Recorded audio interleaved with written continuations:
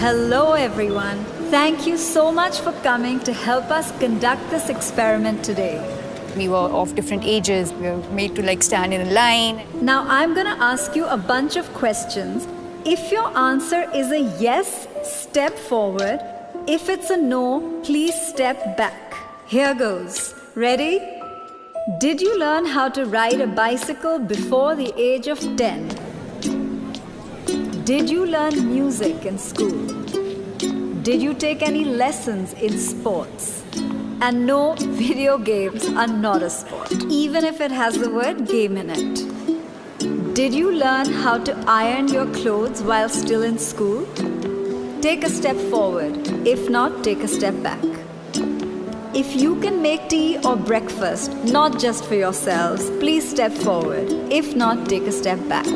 In the beginning, I think the questions were more general. People were still going forward and backward. Questions like, it was funny to see the cooking question. There were a lot of men who went ahead and there were women who were going behind. Do you usually make all the household bill payments yourself? Do you know the circle rate in your area? Do you know the price of gold today? Do you know the exact breakup of your salary? As the questions unfolded, the stark difference came out visibly. Do you know the details of the financial documents you're asked to sign? Have you bought a vehicle in your own name without consulting anybody? Have you bought insurance policies unassisted? Do you watch or follow the budget?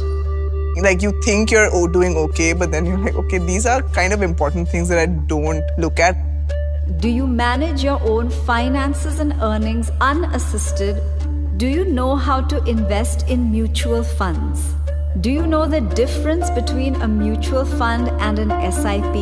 Do you make the investments for your family members or your spouse? Do you file your own income tax return? Now everyone who's in front, could you please turn around and look behind you? Initially, when you guys started moving, there wasn't such a big gap. My question is, when did this gap start to occur?